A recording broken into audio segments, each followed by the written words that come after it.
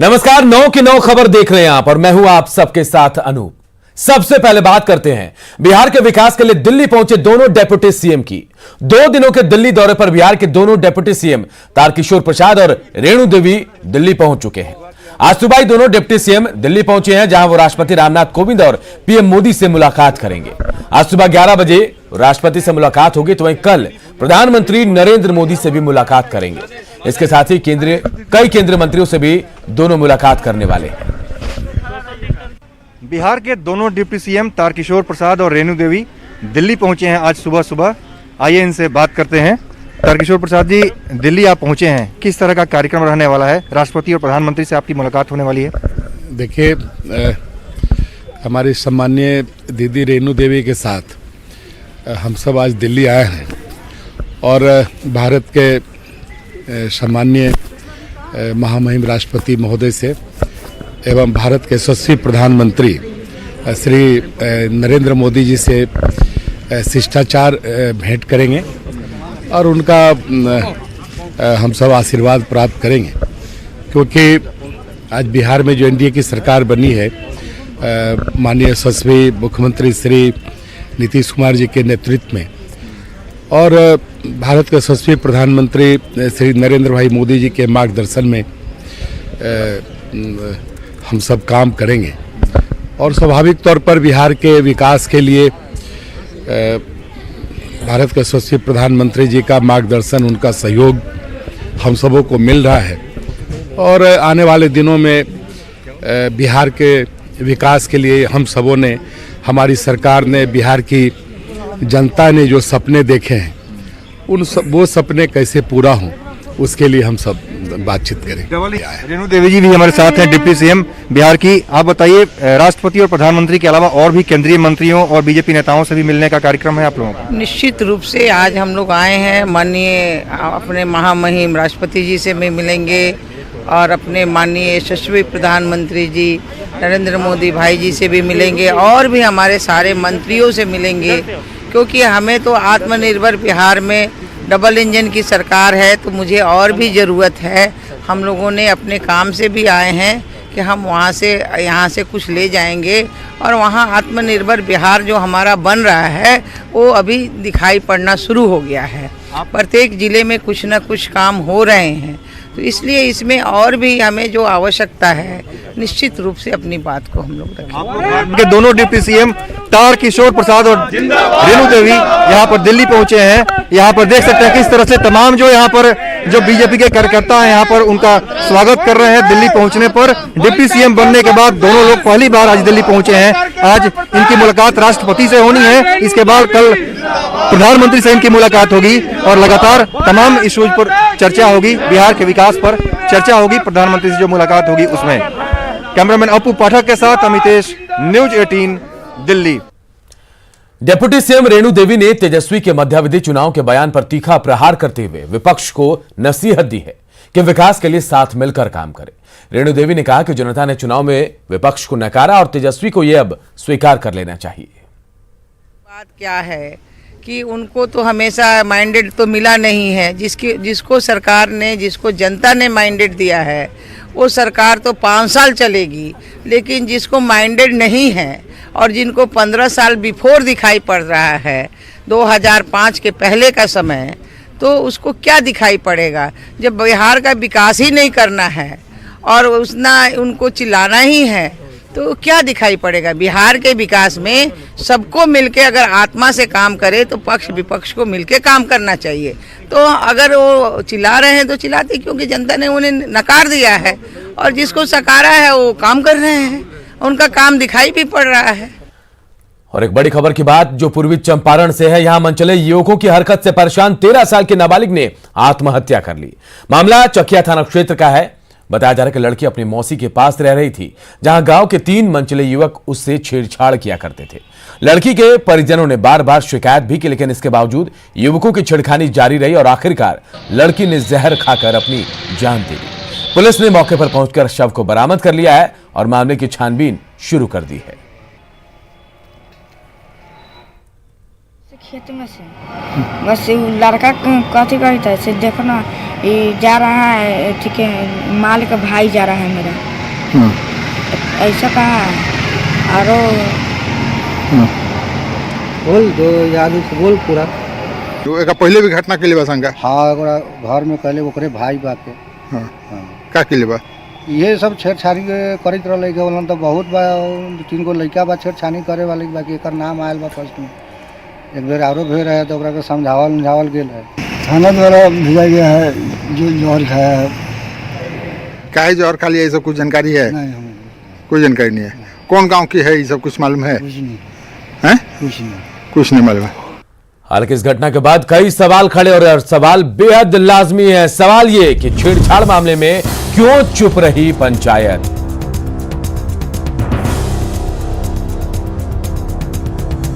आरोपियों के खिलाफ क्यों दर्ज नहीं करा गया मामला? सवाल यह भी क्या पंचायत कर रही थी खुदकुशी का इंतजार? तो न्यूज़ 18 भी सवाल उठा रहा है कि नाबालिग की खुदकुशी का आखिर जिम्मेदार कौन है? सवाल यह भी कि जिम्मेदार लोगों पर आखिर कब कार्रवाई होगी? आरोपियों की कब तक गिरफ्तारी होगी? यह भी अहम सवाल है। एक और बड़ी खबर पटना से सटे फुलवारी शरीफ से है, जहां नवासा गांव की रहने वाले ट्यूशन शिक्षिका को उसके घर से उठाकर अपराधी ले गए हैं। 20 की संख्या में अपहरणकर्ता हथियार के साथ घर में दाखिल हुए और शिक्षिका को उठाकर ले गए। अपहरण का मुख्य आरोपी बगल का रहने वाला मोहम्मद अफरोज बताया जा रहा है। मोहम्मद अफरोज नल जल योजना का ठेकेदार भी है। मौके पर पहुंची फुलवारी शरीफ थाना पुलिस सीसीटीवी खंगाल रही है। एक अपहरणकर्ता का आधार कार्ड मिला है, पुलिस उसकी भी जांच कर रही है। इस घटना के बाद इलाके में दहशत का माहौल है। का करना है। हाँ। करना। अच्छा, बातचीत चल रही है। हाँ, चल रही है। यही ना। इन लोगों का क्या नाम है आरोपित जो है? जो आप उसमें जो आया 15 वो उसमें से कितने लोग को पहचानती हैं? सब माँ से किसी को पहचानती हैं? किसी को नहीं, एक को भी नहीं। वो अफरोज को पहचानती है। था ना, आगे था। काची से ले गया गाड़ी से। और उस समय लड़की क्या कर रहे थे? हम लोग बैठे हुए था तो 20 आदमी, अब 20 के पास रिवॉल्वर था, सारे के पास कट्टा रिवॉल्वर था, सारे के पास कट्टा। हमको यहाँ मारा है, देखिए कट्टा से मारा है। तुम मत बोलो, बोलेगा तो गोली मार देंगे। उसके बाद यहाँ भी देखिए खुला हुआ है, यहाँ ही मारा है। अच्छा, मतलब 20 अपराधी एक साथ मिलकर मेरे रूम में कम से कम 6-7 था। और देखिए, राजधानी पटना से सटे फुलवारी शरीफ से लड़की के अपहरण के बाद अब सवाल जो है लॉ एंड ऑर्डर पर उठ रहे हैं। सवाल ये बिहार में अपराधियों को क्या अब पुलिस का खौफ नहीं है? खौफ खत्म हो गया क्या? सीएम के निर्देश के बाद भी क्राइम पर आखिर कंट्रोल क्यों नहीं हो रहा है? पुलिस को सीएम कब तक सख्त निर्देश देते रहेंगे? और एक बड़ी खबर इस वक्त आ रही है, आज से हड़ताल पर है बिहार के जूनियर डॉक्टर। तो देखिए, बिहार के जूनियर डॉक्टर आज से हड़ताल पर चले गए हैं। स्टाइपेंड की राशि बढ़ाने की मांग को लेकर यह हड़ताल की गई है। कोविड ड्यूटी छोड़ इमरजेंसी और ओपीडी भी ठप कर दिया गया है। हड़ताल से मरीजों की परेशानी बढ़ गई है। तो देखिए, मरीजों की परेशानी बढ़ गई है क्योंकि आज से हड़ताल पर चल गया बिहार के जूनियर डॉक्टर। रजनीश हमारे सहयोगी फोन लाइन पर जुड़े हुए हैं। रजनीश, कहीं ना कहीं हम कह सकते हैं कि अस्पताल में जूनियर डॉक्टर रीढ़ की हड्डी की तरह होते हैं, सारा काम सारा दारोमदार इनके ऊपर होता है। अगर यही हड़ताल पर गए तो पूरी व्यवस्था चरमरा गई होगी। बिल्कुल, देखिए अनूप, सुबह 7 बजे से ही पीएमसीएच समेत राज्य के सभी 9 मेडिकल कॉलेज के जो चिकित्सक हैं जूनियर डॉक्टर, वो अनिश्चितकालीन हड़ताल पर चले गए हैं। हड़ताल की वजह बताई जा रही है कि 2017 में स्वास्थ्य विभाग ने आदेश दिया था और आश्वासन भी दिया था कि जो जूनियर डॉक्टर है उनके स्टाइपेंड में जो है वृद्धि होगी, लेकिन आईजीएमएस की तर्ज पर पीएमसीएच समेत जो मेडिकल कॉलेज है उनके डॉक्टरों का स्टाइपेंड नहीं बढ़ाया गया, जिसके बाद पहले अल्टीमेटम दिया गया, फिर जूनियर डॉक्टर आज से हड़ताल पर चले गए हैं। और हड़ताल की वजह से जो ओपीडी में आने वाले मरीज हैं या इमरजेंसी में, उन्हें अब बैरंग लौटना पड़ सकता है, क्योंकि जूनियर डॉक्टर के सहारे ही जो मेडिकल कॉलेज है ज्यादातर चल रहे हैं और 70% जूनियर डॉक्टर जो है अस्पताल को संभाल रहे हैं। ऐसे में अस्पताल प्रशासन के लिए बड़ी चुनौती है, सरकार के लिए भी चुनौती है कि पूरी व्यवस्था वो कैसे पटरी पर लाएंगे। हालांकि बता दें आपको कि ओपीडी और इमरजेंसी जहां ठप रहेगा, वहीं कोविड ड्यूटी करने वाले जूनियर डॉक्टर हैं वो उसका बहिष्कार नहीं करेंगे, एक राहत की ये बात है। लेकिन दूसरी तरफ जो इमरजेंसी में ऑपरेशन का कार्यक्रम वो भी ठप हो सकता है, तमाम जो व्यवस्थाएं हैं एक तरह से कहें कि पूरी व्यवस्था ठप होने की संभावना बनी हुई है। आम मरीजों की बात करें तो उनकी भी परेशानी बढ़ जाएगी। जो मरीज अस्पताल में कोविड को छोड़कर दूसरी बीमारी से ग्रसित है या फिर जो अस्पताल पहुंच रहे हैं डॉक्टर से दिखाने, उनकी भी परेशानी बढ़ गई होगी। अभी जिस तरह से न्यूनतम तापमान में लगातार गिरावट हो रही है, खासकर ब्रेन हेमरेज हो या फिर जो हार्ट अटैक का मामला है लगातार बढ़ता हुआ दिख रहा है। ऐसे में अस्पतालों में जो मरीजों की संख्या है ओपीडी में तकरीबन 20% मरीज हैं उनमें इजाफा देखी जा रही है। इस दौरान जूनियर डॉक्टर हड़ताल पर चले गए हैं, तो सरकार के लिए जिम्मेवारी बनती है कि जल्द से जल्द वार्ता करके हड़ताल को खत्म कराए, क्योंकि मरीजों की मुश्किलें बढ़ रही है। अनु देखिए तो हड़ताल पर चले गए बिहार के जूनियर डॉक्टर और इस हड़ताल की वजह से आम लोगों को परेशानी ज्यादा हो रही है। हालांकि ये कहा गया है कि कोविड ड्यूटी में हड़ताल का असर नहीं होगा, लेकिन इमरजेंसी और ओपीडी सेवा ठप रहेगी। स्टाइपेंड की राशि बढ़ाने की मांग को लेकर जूनियर डॉक्टर हड़ताल पर गए हैं और इस हड़ताल से सबसे ज्यादा परेशानी जो है मरीजों की बढ़ रही है। बहुत बहुत शुक्रिया आपका रजनीश। और बात प्रचंड ठंड की। पूस की कनकनी,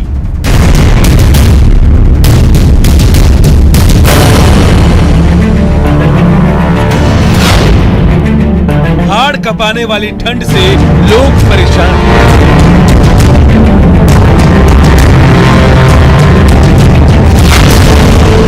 शीतलहर के चलते घरों में दुबके लोग।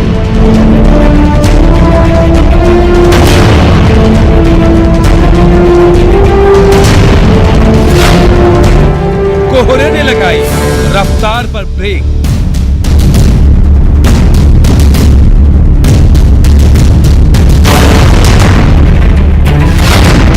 सड़क से हवाई सेवा तक सब कुछ प्रभावित।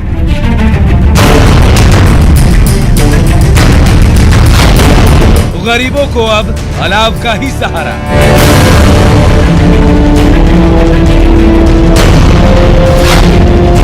ठंड से ठिठुरती जिंदगी।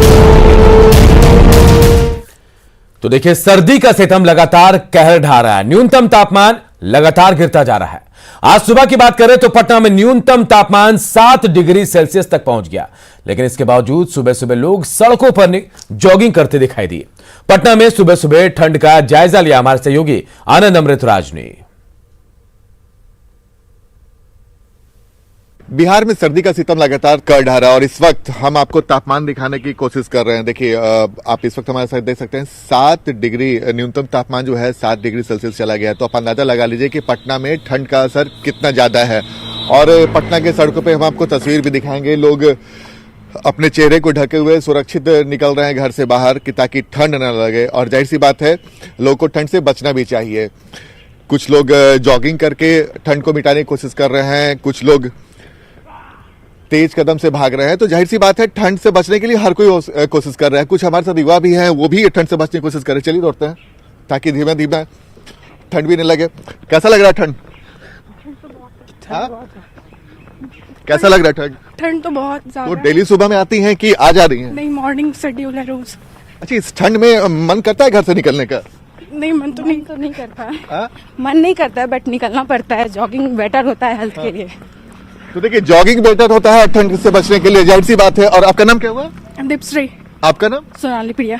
और आपका नाम क्या हुआ? अभिषेक। तो अभिषेक कैसा लग रहा है दौड़ के इस वक्त?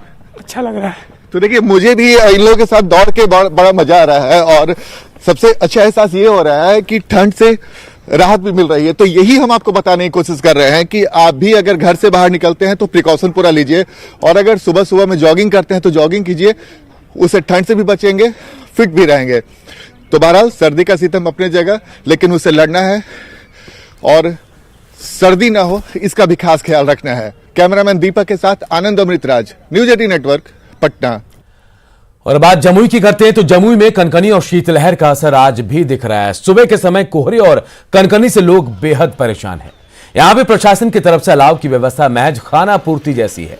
सुबह के समय अपने काम पर घर से बाहर निकले लोग बुझते अलाव के सहारे ठंड से बचते नजर आए। शहर के बोधवन तालाब पर ठंड को लेकर परेशानियों का जायजा लिया हमारे सहयोगी केसी कुंदन ने। ठंड और शीतलहर के कारण जमुई के लोगों की परेशानी बढ़ गई है और इन्हें जरूरत है मदद की। अब जाहिर तौर पर अगर अलाव की व्यवस्था यहाँ पर जिला प्रशासन या नगर परिषद ने कर रखा तो ये काफ़ी नहीं था, सुबह का समय है और ये अलाव यहाँ पर जलते लोग देख रहे थे। यहाँ से गुजरने वाले ये लोग हैं, इन्हें ठंड लग रहा था तो ये लोग इस आग को देखकर, जलते हुए आग को देखकर यहाँ बैठ गए और राहत की सांस लेने के लिए बैठ गए कि इनको ठंड से बचाव मिले। ये लोग हैं, इनसे हम पूछेंगे। अच्छा, कहाँ जा रहे थे आप, क्यों बैठ गए? सर फेरी जा रहे थे, आग को देख करके थोड़ा बैठ गए, थोड़ा हाथ सेकने लगे, ठंडा लगने लगा। काफी है ये? नहीं, आग काफी कहाँ है, थोड़ा सा है तो गल जाएगा। बूंझ रहा है। अच्छा, क्या बोल रही थी आप बताइए, क्या परेशानी हो रही है ठंड से? हाँ, हाथ गाड़ी से आ रहे थे सर, हाथ पूरा कनकनी हो गया। देखे आग जुटा था, आग सेकने लगे। ये तो बुझ चुका है। हाँ, आप तो बुझ सके। जैसा कि इनका कहना है कि बुझ चुका। अरे आप यहाँ क्यों खड़े हो गए? हम खड़ा थे, थोड़ा टोटो थे, देखे आगी, थोड़ा सा आगी में सेक ले रहे थे थोड़ा, उसके बाद चल जाएंगे फिर। पूरा है? नहीं, पूरा नहीं, थोड़ा थोड़ा है। देख सकते हैं कि लोग यहाँ से गुजरने वाले लोग इस बुझते हुए अलाव का सहारा ले रहे हैं। अगर यहाँ पर जिला प्रशासन या नगर परिषद समुचित उपाय कर देता तो इन लोगों को ज़्यादा राहत मिलता। सवाल उठता है कि ऐसी स्थिति में जब ठंड और शीतलहर का प्रभाव ज़्यादा है तो यहाँ पर इंतज़ाम होने चाहिए थे, लेकिन ऐसा इंतज़ाम नहीं हो रहा है और लोगों को परेशानी हो रही है। केसी कुंदन, न्यूज़ 18, जमुई। इधर गोपालगंज में भी ठंड के कमोबेश ऐसे ही हालात हैं। शीतलहर की वजह से आम जनजीवन बुरी तरह प्रभावित हुआ है। न्यूज़ 18 की खबर के बाद हालांकि शहर में अलाव की व्यवस्था की गई।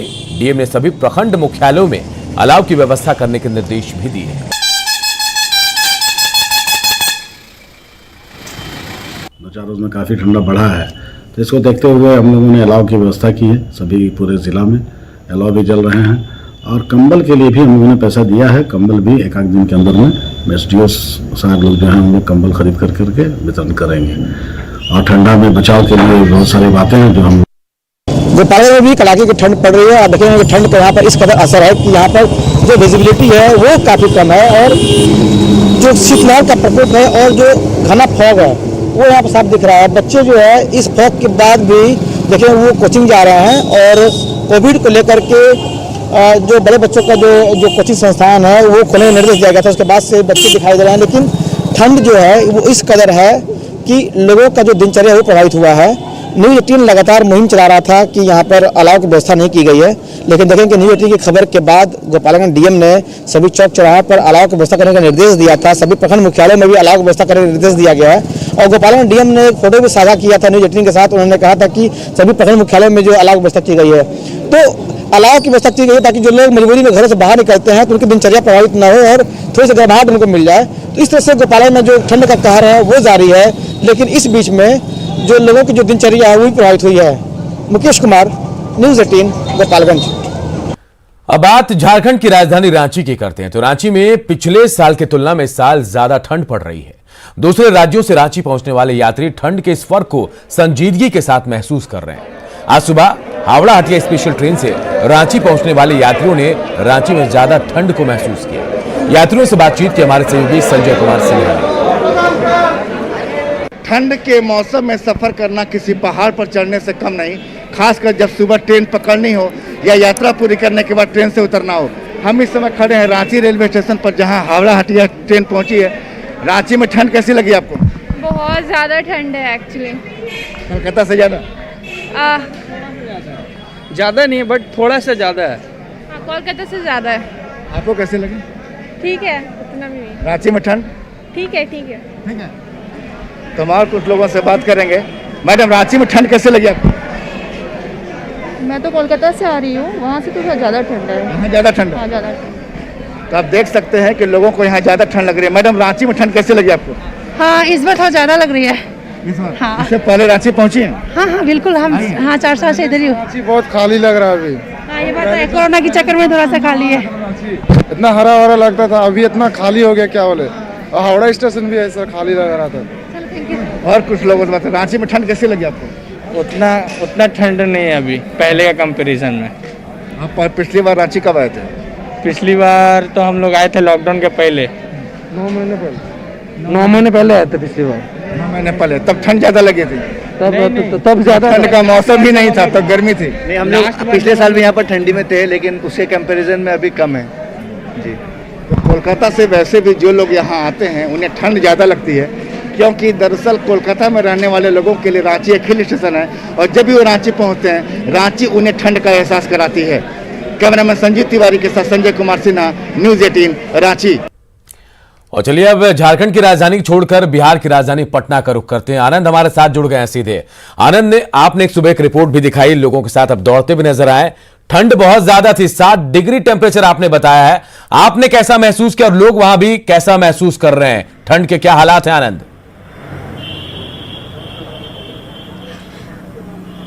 देखिए अनूप, कनकनी बहुत ज़्यादा है और खासकर पहाड़ों में जो बर्फबारी हो रही है और पछुआ हवा चल रहा है, इसकी वजह से बिहार में सर्दी का सितम कुछ ज़्यादा ही देखने को मिल रहा है। और आपको कुछ जगहों पे भीड़ बहुत ज़्यादा दिखेगी सुबह सुबह में। चाय दुकान, वो चाय दुकान ही होता है जहाँ पे आपको सुबह सुबह में आपको बहुत लोग दिख जाते हैं। देखिए चाय वाले को फुर्सत नहीं मिल रही है, लगातार वो कप छान रहे हैं। और कई सारे ऐसे लोग भी हैं जो जॉगिंग करने के बाद चाय पीने आते हैं। क्या नाम है सर आपका? मनोज कुमार।